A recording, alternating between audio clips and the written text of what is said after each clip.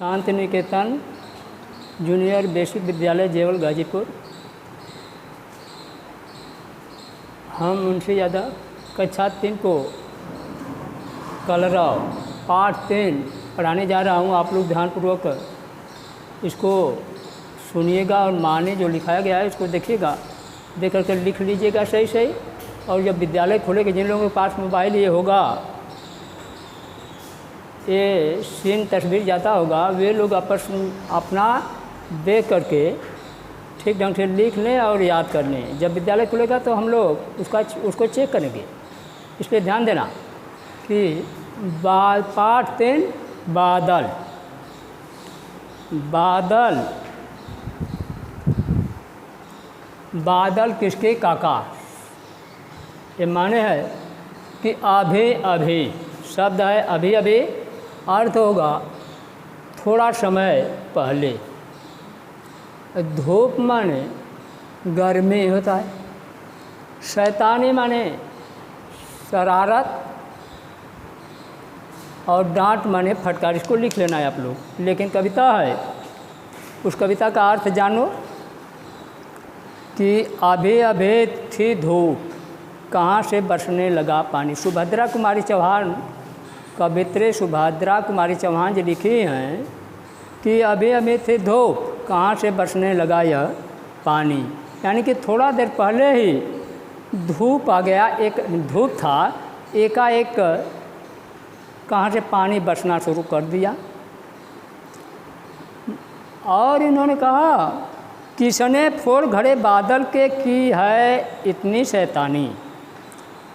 तो उन्होंने कहा कि ऐसी शैतानी किसने किया है, जैसे बादल पानी लेकर के आता है और घड़े में पानी भर दिया जाता है कि यदि घड़ा फोड़ दिया जाए तो उसमें से पानी नीचे को गिर जाता है। इसीलिए घड़े रूपी बादल में कौन सा ऐसा लड़का शैतानी कर दिया है जो कि पानी बरसना शुरू कर दिया।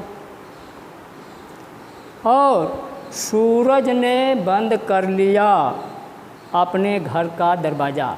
इन्होंने कह रहे हैं सुभद्रा कुमारी चौहान कि सूरज ने क्या अपने घर का दरवाज़ा बंद कर लिया है क्या। उसकी माँ ने भी क्या उसको बुलाकर कह रहा कि आजा। क्या सूरज की माता जी सूरज को बुला लिया है घर के अंदर। जैसे कि कोई लड़का बाहर रहता है तो दिखाई देता है दूसरों को, जी घर के अंदर चला जाता है तो घर वाले अंदर ही जानते हैं।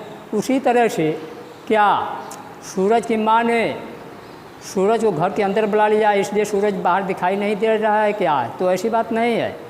इसमें बादल में छिपा होने के कारण सूरज नहीं दिखाई दे रहा है। और ज़ोर ज़ोर से गरज रहे हैं बादल हैं किसके काका। किसको डांट रहे हैं, किसने कहना नहीं सुना माँ का।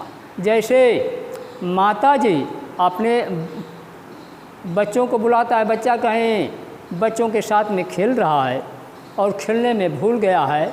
अब माँ के बातों को, माँ बच्चे को बुला रही है, बार बार बोल रही है, बुला रही है, कह रही है कि आओ, लेकिन बच्चा वह भुला हुआ है, अपने खेल में भुला हुआ है। इसलिए माँ को ज़ोर ज़ोर से डांट करके बुलाना पड़ रहा है, कह रहा है क्या। उसी तरह से बादल भी जब चलता है तो आपस में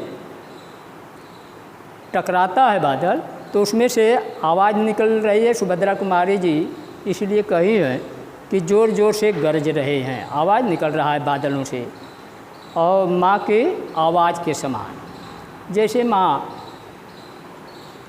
खेलते हुए बच्चे को ज़ोर ज़ोर से पुकारती है, उसी तरह से क्या सूरज भी बादल भी चिल्ला रहा है या तड़पने को कह रहा है। तड़पने के लिए कि जो बादल में आवाज़ निकलती है उसको तड़पने के रूप में क्या वो बादल गरज रहा है या डांट रहा है। और इसके बाद आप लोग इस पाठ को पढ़ने के बाद पढ़ करके दोहरा लेना। और इसके बाद 2 प्रश्न इसमें केवल है, और इस प्रश्न उत्तर को भी आप लोग लिख लीजिएगा। यहाँ पर दिया गया है कि उत्तर लिखो। तो ये सब प्रश्न दिया गया है, प्रश्न के उत्तर भी लिखा गया है। तो कविता में किस मौसम का वर्णन किया गया है, तो यहाँ पर लिखवाया गया, आप लोग लीजिएगा कि कविता में बरसात के मौसम का वर्णन किया गया है। इस प्रश्न में इसका उत्तर यही होगा, बरसात के मौसम का वर्णन किया गया है। और दूसरी बात है, दूसरा प्रश्न है, सूरज क्यों नहीं दिखाई दे रहा है? जब बारिश की मौसम आ जाती है और बादल से ढक जाता है, इसलिए सूरज नहीं दिखाई देता है, लेकिन बादल से ढका हुआ होने के कारण सूरज दिखाई नहीं दे रहा है। और कुछ प्रश्न ऐसे हैं कि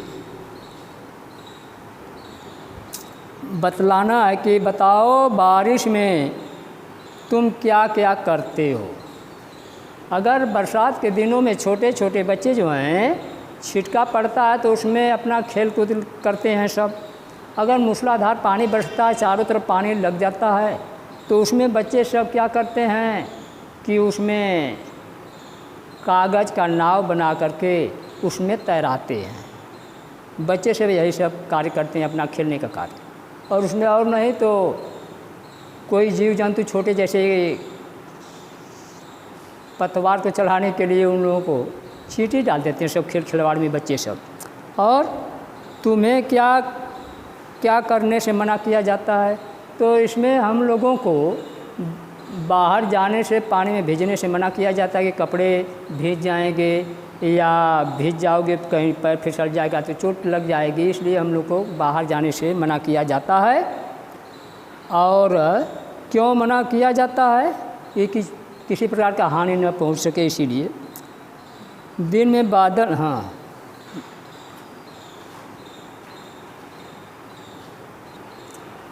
तो एक प्रश्न आया है आपके पाठ में कि सूरज को दिनकर भी कहते हैं, पता करके इनको और क्या क्या कहते हैं शब्द दिया है। जैसे सूरज को दिन, दिनकर, रवि, भास्कर, प्रभाकर ये सब कहते हैं ना, पर्यायवाची शब्द है। उसी तरह से पानी का पर्यायवाची शब्द हो जाएगा। और क्या कहेंगे, एक ही तो कहना है, लेकिन कई तो बता रहे हैं हम कि पानी का जल, वारी, बस आपके लिए इतना ही उचित है। और बादल को और क्या कहते हैं, मेघ माने होता है बादल, इसलिए बादल को मेघ भी कहेंगे। घन माने भी बादल होता है, मेघ घन, दो शब्द होंगे। हाँ, बंद करा।